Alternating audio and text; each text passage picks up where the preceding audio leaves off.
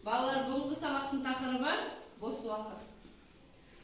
Біз бос уақытта немен айналысамыз? Кітап оқимыз. Тағы немен айналысамыз? Тағы да Тамақ пісіреді. ал күн жылған кезде Шомылмаймыз. ұлда судан шықпаймыз. Қолөнермен айналысамыз. Иә, тал егеміз. Дұрыс, бос уақытты тиімді, бір сөзбен айтқанда тиімді пайдаланамыз.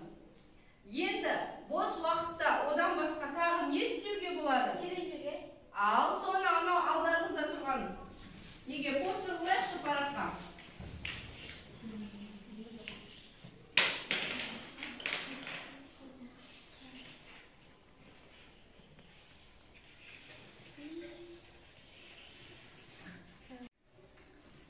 Ал не істеуге болады? Сабақ оқып болғаннан кейін, ата-анамызға көмектесіп болғаннан кейін, бос уақытта не істейміз? Иә.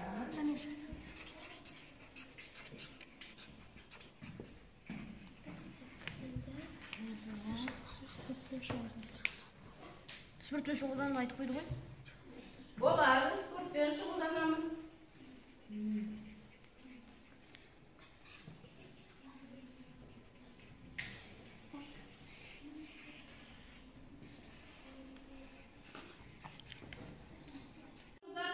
Қай топ шығады? Келе ғой.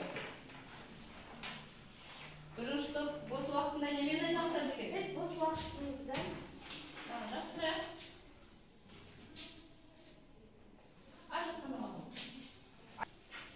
біздің топ бос уақытымызда серуендеуге шығамыз, тігеміз, фильм көреміз, тағы да біз қыдыруға шығамыз, хоббимен айналысамыз, тағы да басқа бос уақыттар болады. Мақұл, жарайсыз. Отырыңыз. Келесі топ, екінші топ. Бос уақытында немен айналысады екен? Біздің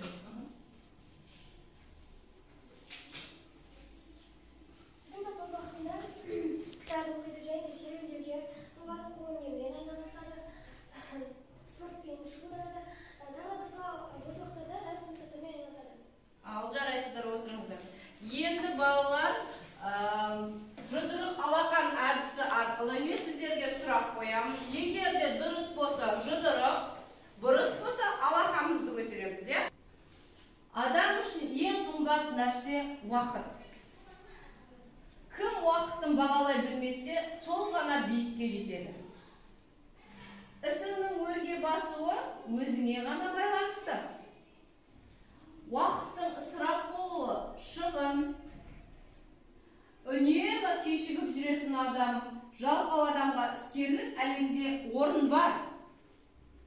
Жалқаулықтан бойыңды аулақ ұста.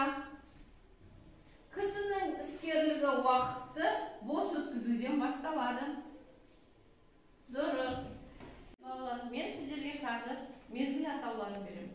Сіздер сол мезгіл атауларын және оның мағынасын екіге бөліп қарауларыңыз керек.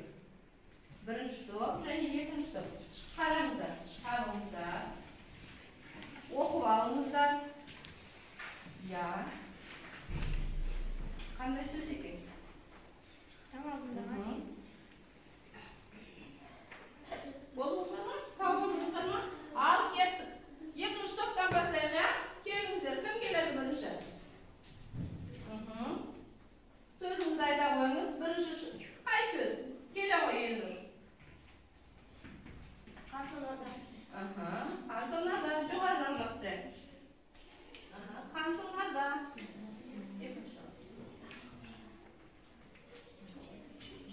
Оның мағынасы қандай екен жарғырсан? Оның мағынасы қардың алғаш жауған күні аңшылардың аңға шығатыны. Иә, қар жауған кезде алғаш аңшылар не аулауға шығады? Қоян аулайды, иә? Ол қалай аулайды? Ізіне қарап. Келесі. Келіңіздер. Қандай сөз? Күн ұясына батқанда. Күн ұясына батқан кез қай уақыт екен? Кешкі ымырт шығады. Күн батып келе жатқан жатқан екен. Тез екен. Ал тағы бір қайталап өтейікші балалар. Күн ұясына батқанда кешкі ымырт шағын күн ұясына батқанда деп айтады екенбіз. Ал жер көктегенде құралайдың салқыны, таң бозарып атқанда, қан сонарда, дұрыс. Ал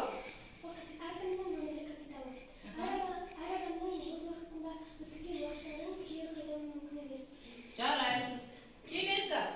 Адамның іскерлігі неден басталады?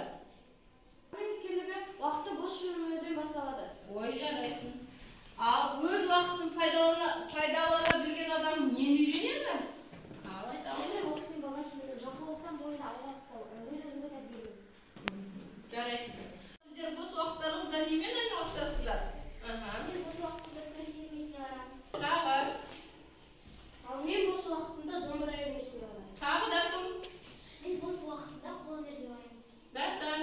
Мен бос уақытымда күреске барамын. Сонда әрқайсымызда бос уақыт тіптен жоқ деп айтсақ та болады екен, иә? Біз неше түрлі үйірмелерге қатысады екенбіз. Жарайсыздар.